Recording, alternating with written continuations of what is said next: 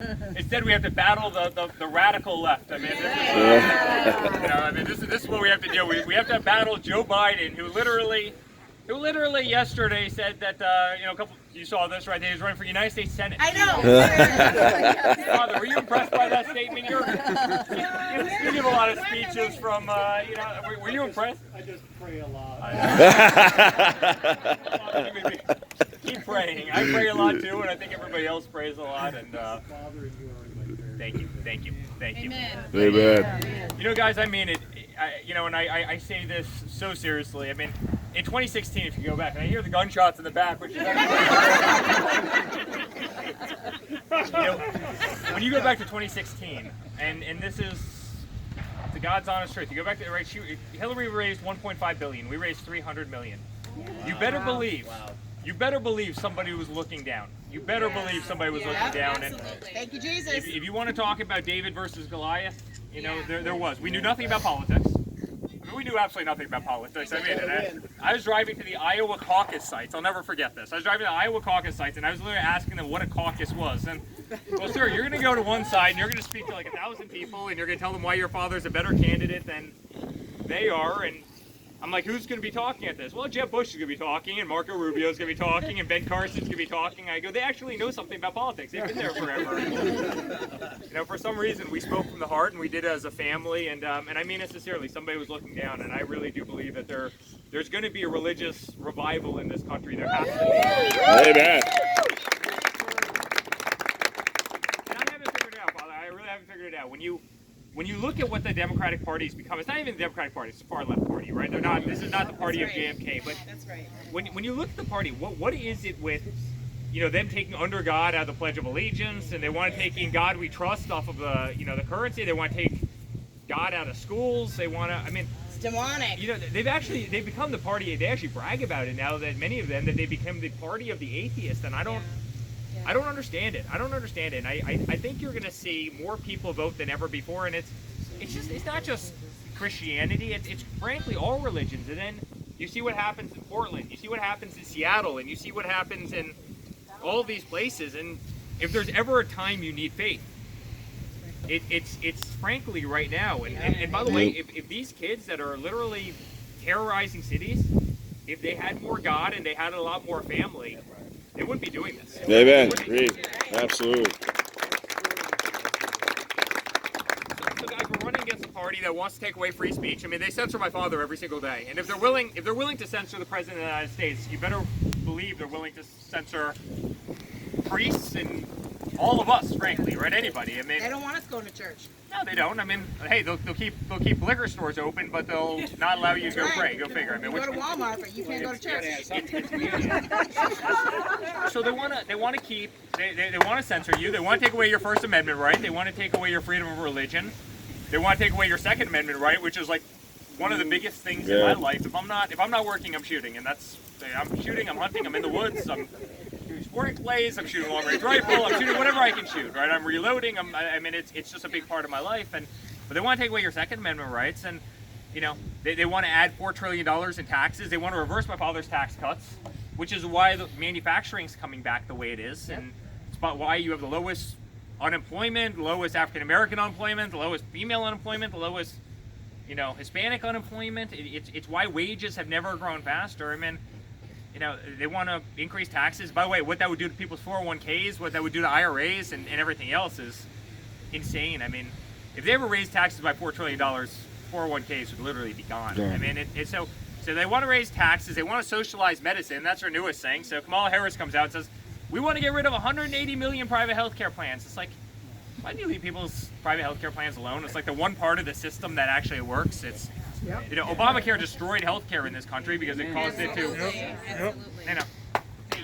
You didn't get to keep your doctor. You didn't get to keep your plan. It went up by $2,500. And before my father repealed the individual mandate, you were taxed on a health care that you couldn't otherwise afford. I mean, think about this, right? And now they want to get rid of 180 million private health care plans, effectively more than half of the country they want to get rid of. And I don't know why they're doing that. And, they want to ban plastic straws, and they want to, Kamala Harris last week came out. I'm not sure if you guys saw this. She wants to limit the amount of red meat that people can eat. I mean, I don't know how well that goes over here. You gotta take a lie and then cover our faces while we chew. Yeah, that's true. That's true. You know, they want to get rid of oil and gas, and this is another amazing thing. So we've got the largest energy resources anywhere in the world, right? In America. My father made this country energy independent because he allowed the pipelines and everything else, and all of a sudden we start drilling again, and finally we're exporting oil and gas for the first time. The greatest supplies of oil and gas anywhere in the world, and we're going to ban fracking. That was their big thing, right? And then finally Biden shows up to Pittsburgh and, are you really going to ban fracking? You know, no, I'm not going to do that. That's the other guy. No, man, I'm not going to do that. That's the other guy. And it's like 2 weeks ago you were sitting there saying you were going to ban fracking, right? And then you have him with the Second Amendment. Are you going to take away people's guns? You know, and remember he goes out, he says that Beto O'Rourke's going to be the quote-unquote gun czar. Does everyone remember this? And Yeah. I'm not going to take your AR-14s. That's how much this guy knows Exactly. about It's firearms. exactly it. I'm not going to take your AR-14s, and Beto O'Rourke's going to be my gun czar. And Kamala Harris comes out and says within 100 days there's going to be an executive order against guns. And again, he shows up on that Pittsburgh trip, and hey, it's not very popular to take people's guns around here. That means you lost like Pennsylvania like yesterday in the election. Like, no, man, I don't want to take people's guns. That's the other guy, and it's like. You know, I mean, and then he did that with law enforcement as well, right? I mean, I don't know what it is about this war on law enforcement. They're the greatest men and women we have in this country. Absolutely. Yeah. They do the same thing. It's, you know, we want to abolish law enforcement. You literally had Kamala Harris in a congressional hearing comparing law enforcement to the KKK. Everybody saw this, right? Yep. And, you know, we want to defund the police, and we want to reallocate the funding to social workers. And it's like, hey, that's a great concept. Other than, like, when somebody's speeding down the highway at 3 o'clock in the morning and they're drunk, like, is the social worker going to pull them over? Is that what's going to happen? Is the social worker going to pull somebody out on a long road like that, you know, with no backup? Is that?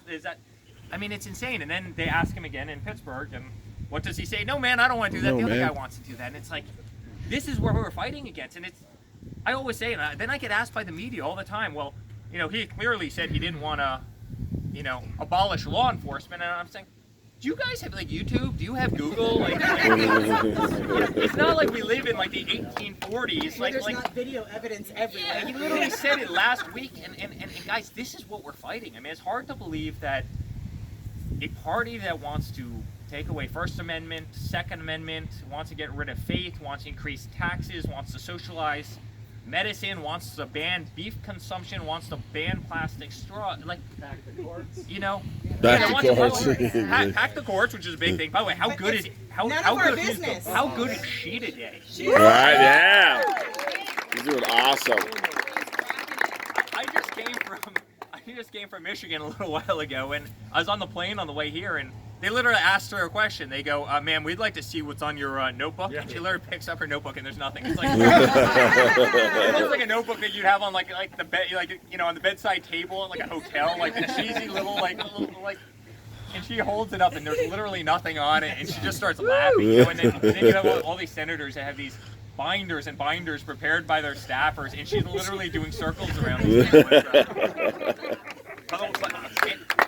And you know what? You know, going into this, it's amazing. Every single day they start attacking her on faith, right? Her Christian faith. And then they realized very quickly how not well that was playing in the United States. You know, I mean, how poorly that was coming off. And it wasn't just to Christians. It was to, you know, it was to Jews, it was to Hindus, it was across the board. Anyone who believes in the Constitution. Yeah, that's right. People didn't like it. People didn't like it at all. And so interestingly enough, in at least the segment I watched, they weren't attacking her on faith. In fact, they were staying away from faith. They realized how quickly that backfired on them. But guys, you know, this is what we're fighting now. And, you know, you have my father. I mean, we're the last family in the world that needed to do this. Trust me. It's our lives. We're the last family in the world. I would be underneath your stand, as I said before, right now. I'd be in camouflage, and, you know, enjoying life, or shooting sporting clays, or doing something. But guys, you know, we're here fighting for this country, and we are a family that believes in the American flag. Yes. We're a family that believes in having the greatest economy in the world and having the lowest unemployment. You know, and we're a family that believes in having the greatest military, right? I mean, one of the things, I'll tell you guys a story. One of the first things my father told me when he got into office is, like, you won't believe it. A general literally just came to me and said, you know, sir, as a country, please don't get into any conflicts if you can avoid it, because we're almost out of ammunition. No, this is a true story. Like, this is like January of 2016. He's like, He goes, do me a favor, say that again. Say that again. Thanks, Obama. He goes, we are almost out of ammunition. He goes, you're the United States military. Like, no one in this crowd is out of ammunition, all right? That much I can tell you. Right? Go to Minnesota. If you need some ammo, go to my garage, go to Minnesota. The boys, yeah, this guy right here, I can tell with the cops right. He's got enough ammo for everybody. But they literally said, don't get into any conflicts. We're almost out of bombs. We're out of ammunition. And I'll never forget this. I was sitting with him while we were watching a 60 Minutes interview where they sent journalists down to the silos and in the Midwest and the ICBM silos, and they did a documentary about how poorly our nuclear force was doing, how run down it was and how antiquated it was and how it was rotting and everything else. And then they broadcast this to the entire world, and he's sitting there saying, first of all, the first question is, how could we ever allow it to get to this, right? But the second question is, even if we did, why would you ever broadcast this to all the enemies around the world? Right. And guys, he had these conversations live. Education was a big part of it, and it doesn't come up nearly enough, meaning in the press. But it's one of the things that my father ran on, which was, why aren't we doing school choice? I remember him reading an article where he's flipping, United States 30th in the world in terms of education, and she's so beautiful, by the way. But he goes, listen, we're the United States of America. How are we 30th in the world at anything? We've got to be number one in the world at absolutely everything we do. Like, that's, hey, we're winners as a country. That's and this is what he cares about. He cares about fixing the economy. He cares about school choice. He cares about education. He cares about rebuilding the military, and we did. Now you've got the best submarines and aircraft carriers, and you see the Space Force, and the satellites and the this and the that that's coming out, and pulling troops out of the Middle East, these endless wars, right? He's sick and tired of seeing, our young, brave troops Absolutely. getting hurt. His philosophy was always different. I never want to use the military. He says it all the time, I never want to use the military. I'm like half the people in Washington because of the defense lobby, but I never want to use it, but I want to have the greatest military in the world, so if we ever do actually have to use it, we go in, and we go in so quickly and violently, and then we get out. And guess what? No one ever messes with us again, right? That will save a lot more lives. Exactly. And he took care of our veterans. How many veterans do we have here? You guys are great. All right. They talk about coronavirus, they talk about all the deaths, and they never talk about the 310,000 veterans that died because they couldn't get into the VA. Meaning they died while they were on the waiting list to get into the VA for things that were totally curable. All right? They never talk about that. They talk about, coronavirus, but how many people died on Obama's watch and Biden's watch not being able to get in the VA? And my father goes, this can't be that hard to fix. I mean, guess what? If the VA is doing a terrible job, it's very simple. It's to sign an executive order. I'll put legislation through that any vet can go to their doctor of their choice. And so guess what? If they don't like their VA, or if the VA is too far, or they're doing a terrible job, guess what? They can just cut them out of the whole process, and we'll pay for their health care. Yeah. And guess Absolutely. what? Overnight, the VA was fixed. What's working? Working well. Yeah, it's working well. And by the way, the VA right now is like 95% approval rating. Yep. And guys, why did it take a real estate guy that knew nothing about politics to come in and fix these problems? He cares. Father, you'll remember this with peace in the Middle East, right? This was like the ultimate great one. You had John Kerry out there, who every single day, John Kerry, if you move the embassy to Jerusalem, which was another great accomplishment that none of these guys had the ability to do, you'll stir up a hornet's nest. That was like their big line. You'll stir up a hornet's nest. So sure enough, he ignores all of them because they're all wrong about it. Do the exact opposite of everything they say to do, and you'll get to the right place. So anyway, they moved the embassy to Jerusalem. Everybody's happy. And now, in the last 2 weeks, we've had 2 Middle Eastern peace deals, and people don't realize the significance of this. I mean, you literally have countries that have never spoken to each other, speak different languages, different religions, disputed borders, right? I mean, hatred that goes back hundreds and hundreds of years, different everything, and they never had planes fly from one country to the other, ever. I mean, think about that, right? I mean, there's 200 planes that will leave this state right now and go everywhere around the world in the next hour, right? Think about having 2 countries relatively close to one another that had never had traffic going back and forth between. That's the level of hatred and animosity, and for hundreds of years, right? For hundreds and hundreds of years. And now we have 2 peace deals in the last 2 weeks. I mean, you have all these people. You have all these people that claimed they were, foreign policy experts. And what did they get America over the last Nothing. 40 years? I mean, what did they get him? And so now we're running against a candidate. In debt. Yeah, a lot of debt. We're running against a candidate who's been in office for 47 years. So I'm 37. So 10 years before I took my first breath on earth, Biden went into office, right? And what has the guy done? I mean, he didn't do criminal justice reform. Sleep. What has this guy done for the country? And Sleep. He made his son rich. Yeah, he made his son rich. Son got rich. guys, it's unbelievable. It's unbelievable. If I did 1/100th of what Hunter Biden did, I'd be in jail for the rest of my life. Literally, I mean, that really would be.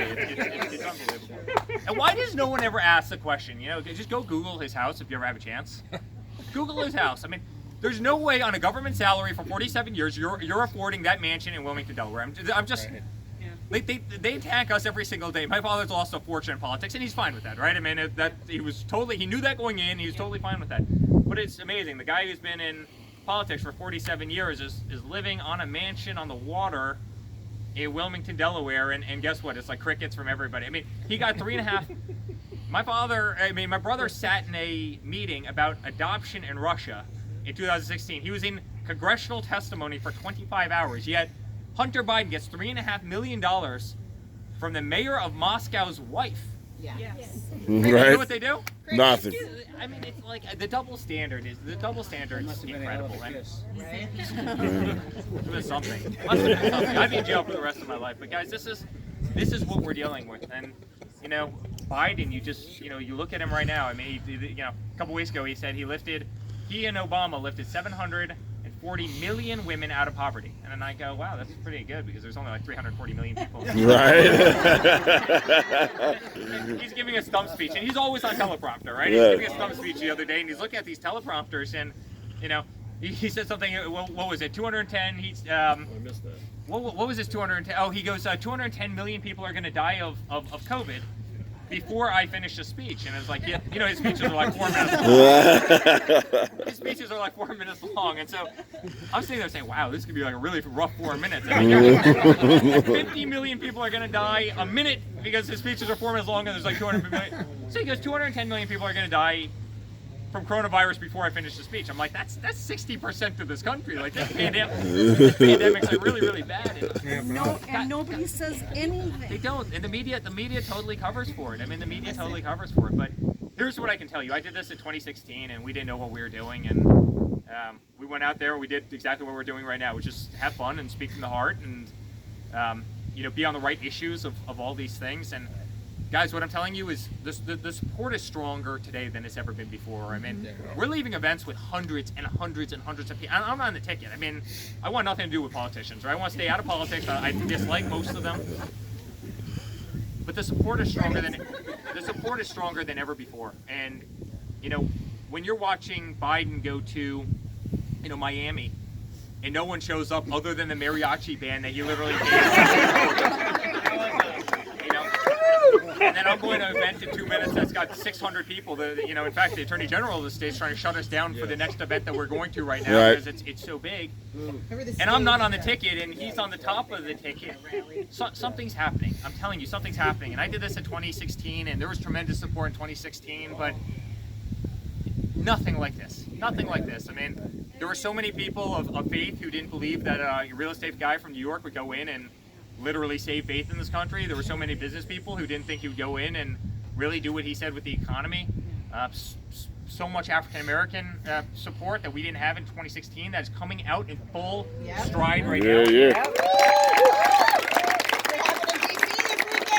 It's unbelievable. I mean, it was unbelievable. The Hispanic support, everything, just kind of across the board, guys. It's happening. I mean, I did an Assyrian for Trump event before. You wouldn't believe you wouldn't believe how great. I mean, this was Christians from Iraq who love America, who came out, and they bleed red, white, and blue. They love this country, and America. Guys, groups that we would have never thought about before, never thought about in 100 years, and we are stronger today than ever before. And I promise you, my father will never let you down. We love this country. We love red, white, and blue. We love the Pledge of Allegiance. We don't kneel for the national anthem. We will never ever allow that to happen. Amen. We are going to pack the courts in a very different way than they're packing the courts, right? Like, you know, we're going to get Amy confirmed. That much I can tell you. She's going to be confirmed.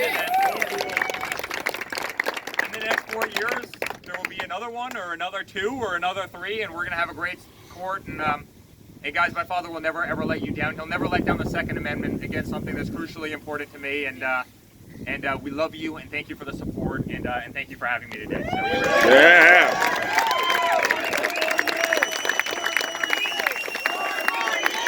4 more years. 4 more years. 4 more years.